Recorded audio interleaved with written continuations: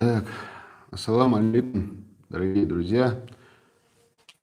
Ассаламу алейкум, махвай. Уважаемые подписчики канала.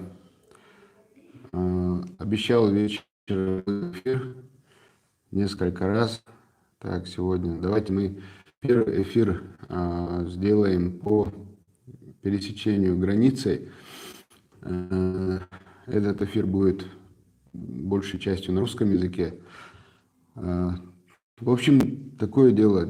Около 2 недель, наверное, назад к нам на канал обратился один парень, который попросил совета и помощи в одной ситуации. Зная, что с нашим каналом сотрудничает группа адвокатов, он попросил юридическую консультацию в одном вопросе.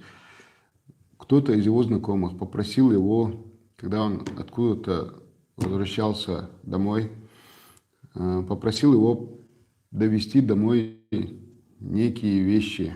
В данном случае шел разговор о бобах для похудения. Я, правда, не совсем понимаю, что это, но какие-то вещества. Насколько я понимаю, даже, может быть, в Китае произведенные, в общем, как-то так. Я его обращение направил в нашу группу адвокатов, то есть в группу в WhatsApp, и попросил наших товарищей дать ему необходимую консультацию, попросил помочь ему.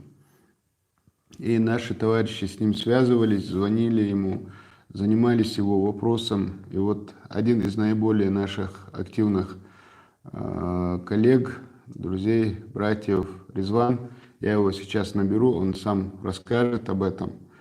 Давайте мы его сейчас наберем. Резван, он из Аргуна, у него юридическое образование. Сейчас он вам расскажет. Новая должность. Нормально, стараюсь. Алло, Айса.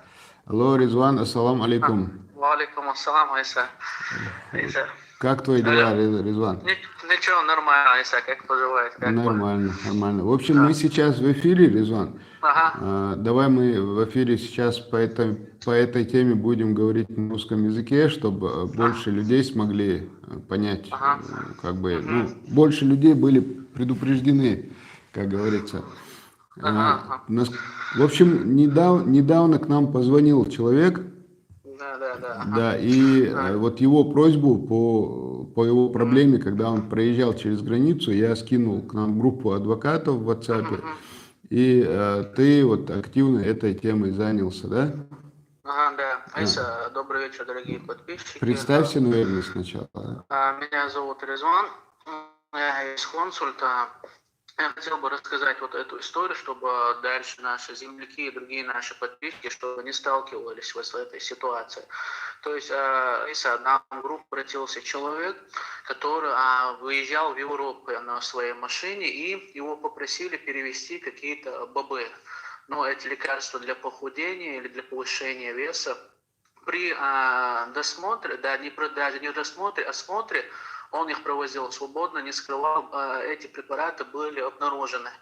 При этом таможня изъяла эти лекарства и установила, что у них есть химический состав, запрещенный для перевозки. И на основании этого, хотя он это не скрывал, он при досмотре багажа, то есть осмотре багажа было предъявлено, выявили состав препаратов, запрещенных для перевозки, и на основании чего было вот сейчас возбуждено уголовное дело, мы пытаемся, разбираемся по этой ситуации. И в ходе этой ситуации что выяснилось, что оказывается любые препараты, когда будут люди возить, наши земляки, что практически все препараты, они запрещены. Даже исламские какие-то смеси, там может быть обнаружен какой-то химический состав, и могут быть причислены к этой части уголовного наказания. В связи с чем необходимо, чтобы когда пересекаете границу или возите Европу, даже выяснилось, что даже любые лекарства, будут эти БАДы, как нам известные препараты, они запрещены для ввоза и вывоза через границу. То есть есть определенный перечень лекарств, которые можно, в большинстве случаев, В основном все препараты, они запрещены. И нужно, чтобы человек, когда уезжает за границу, лучше он выяснит на таможне заранее, где есть таможенные пункты, какие препараты относятся, какие не относятся, при каких нужно медицинское заключение. И в данном случае не было никакого сокрытия, даже тайного перевозки. По сути, они безобидные лекарства, которые продаются в любой аптеке, даже в магазинах специализированных. Но все равно они были причислены, да, согласно вот этой специфике товаров, были причислены к этой запрещенным химии. Сейчас разбираемся по этому делу, пытаемся как-то минимизировать уголовную ответственность в данном направлении. Резван, вот несколько вопросов сразу задам.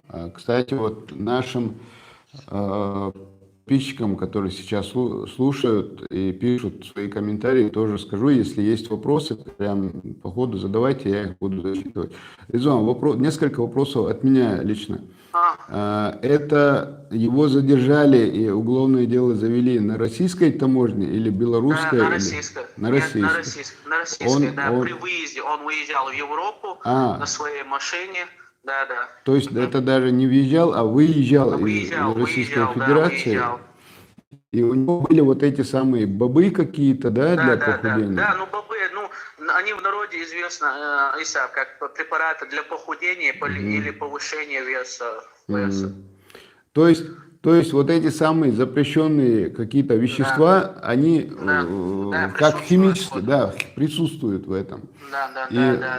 Получается такая ситуация, допустим, мы берем с собой какие-нибудь там лекарства, может быть, начиная от головной боли или еще что-то, или какие-то там препараты с собой берем, которые, для продажи даже, как ты говоришь, БАДы тоже, биологически активные добавки.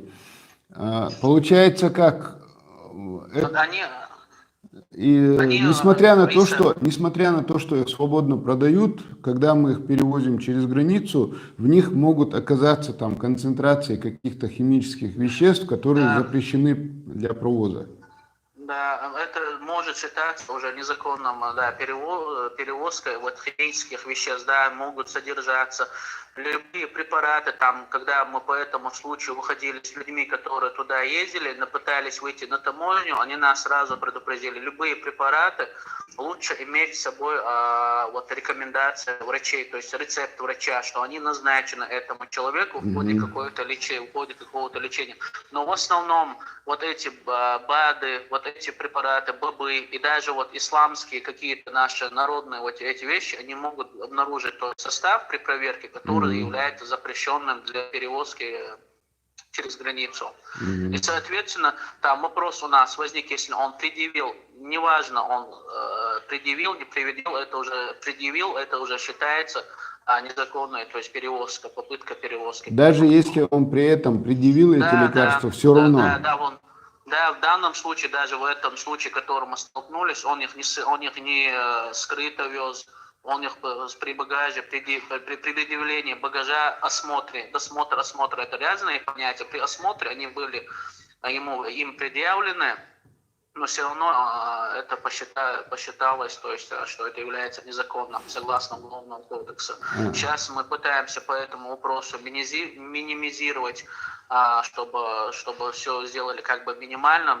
Адвокаты ему советы подключились, все даем советы по этому вопросу. Но факт, что безобидная, на первый взгляд, перевозка некрупных даже этих препаратов, не больших размеров, привело к этому случаю. То есть возбуждение уголовного дела. Насколько я помню, он даже не для себя их вез, его кто-то попросил.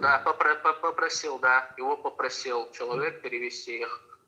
Вот такая ситуация. Это даже чужие вещи были, получается. Да, это чужие препараты, которые он должен был за границей передать другому человеку, родственнику. Резван, а как быть вообще в такой ситуации? Ты же с таможенниками по этому вопросу тоже связывался?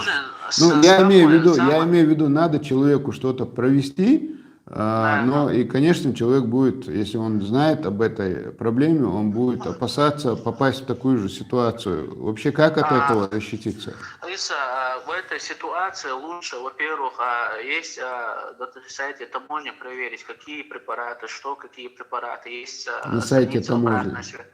Да, да, на сайте таможни можно найти бесплатный номер, на который можно было бы позвонить. Даже мы сталкивались, говоря о таможне этих вопросов, они даже говорили, что был случай перевоза денежных средств, но она не скрывала, но они не были даже задекларированы.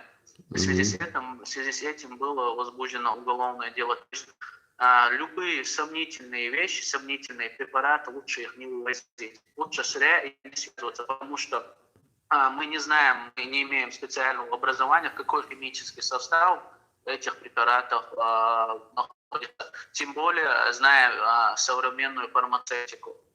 То есть лучше не связываться с этими вещами. И второе, у меня был случай, когда я перевозил тетку, но она была больная, ее нужно было за пределами. Мы взяли рецепты врача, взяли, что она является больная, что и назначение врача, и так мы необходимые ее лекарства, которые должны были с ней присутствовать, на таможне проверили, проблему тогда у нас не возникло. Это была таможня Шереметьево, она в Словению уезжала по данному вопросу.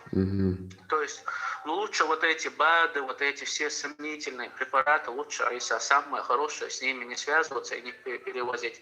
Понятно, когда препараты, которые касаются лично давления человека или другие, которые необходимы ему в любом случае нахождения при разных физических состояниях человека. А остальные лучше не перевозить и не связываться с этим. Самый хороший совет в этом плане. Так, вот сейчас вопрос задают, Резван. Есть серьезный вопрос. Если человек должен пить лекарства пожизненно, и эти лекарства назначаются врачом, можно ли их перевозить? Можно, но я, как объяснил, должно быть назначение врача. Назначение на эти врача лекарства. Так, Да, назначение. Ага, да, должно назначение быть, врача. говорят, даже должно быть назначение врача. Так, Да. вопрос еще, они запрещены от России или Европейским Союзом? Вот такой вопрос. Этот вопрос мы не уточняли, Айса. Ну, в данном случае, Да. мы неоднократно сталкивались с тем, что в Беларуси как бы попадали в очень неприятные ситуации с законом, попадали наши граждане в Беларуси, которые везли какие-то лекарства сюда, домой в Чеченскую Республику. Но вот то, что на российской границе это произошло, я вот, честно говоря, впервые слышу. Да, там российская таможня возбуждена, дознавателем возбуждено это уголовное дело, но передано в Следственный комитет. Сейчас там по ним остается очень много вопросов, потому что этому человеку вручили не все необходимые документы. У него есть акт изъятия этих веществ и потом уведомление о возбуждении уголовного дела. По этому вопросу еще более подробно информацию мы собираем. Наверное, еще раз потом, Айса, поговорим, когда уже по итогам этого дела, что как прошло у нас. Хорошо. Как завершится вот эта работа по этому направлению. Я прошу прощения, на чеченском языке скажу, молнышем дючу, дацер докинджикцу до этого. То есть человек говорит, что говорить о лекарствах, если даже сушеное мясо не разрешают провозить через границу. Так, рецепт и перевод, нужен рецепт и перевод, если едете с Европы. Перевод должен быть официально с печатью. Я езжу с лекарством, которое я должен иметь при себе, на таможне декларирую. То есть человек, у которого уже есть опыт, он говорит, что должен быть рецепт и перевод этого рецепта на другие языки, и это должно быть официально заверено печатью, все, и перевод должен быть заверен печатью. Резван, ты еще, мы в следующем эфире тогда, наверное, будем говорить по другой теме. Ты еще хотел людей предупредить насчет карточек, да, банковских? Интернет-мошенничество в сфере банковских карточек. То есть, что происходит? Так, подожди, Резван, давай сделаем так. Это другая тема, поэтому я сейчас выйду из эфира, снова зайду уже с другим названием насчет банковских карточек, и ты уже расскажешь снова то, с чем столкнулся. Хорошо? Хорошо, тогда. Все, давай, Резван, дейресхол. Давай.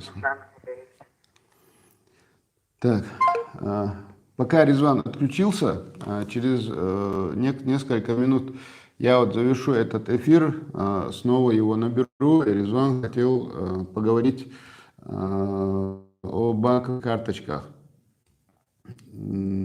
Так, салам Франция, цена остцавала еще родник Заря. Так, на асабе ошлил шпат, цавал шуй. В общем, там давайте сделаем так. Сейчас, если я буду читать, отвечать на все сообщения, читать я их уже читал, то как бы у нас очень много времени на это уйдет. Поэтому я сейчас выключу, завершу этот эфир и снова зайду в эфир уже под другим названием, под названием, связанным с банковскими карточками. И после того, как мы переговорим по этому поводу, еще раз потом выйду в эфир, но уже расскажу, больше там будет на чеченском языке, будет разговор о том, что некоторые наши ребята, к сожалению, не так хорошо себя ведут за пределами республики. Таких, конечно, мало, слава Аллаху, но, к сожалению, они бывают. Все, сейчас отключаюсь. Ва алейкум ассалам, масарга, дейрес хуйл шварт на ахсалам дела, дейрес хуйлшун. Дал дуктар дойл, ашу сообщение шишишун, масарна жаптел, бадыгдиш, жаптел вала, так, вера ват, дейрес хуйл масарна. Так. Так, насчет адвоката по Молдаванину. Юлая Итасун и сообщение Ери, а номер из Юлая Ита, так в его группе добавить на еще связать бир буквицани. Сундаго и на ост. Хинца дависаг. Мджохи делай. Так, Ислам ТВ, как ты, Иса, Дейрес Хойл, Ислам, Дейрес Хойл, все хорошо у меня. Так, отключаюсь и снова захожу в эфир уже под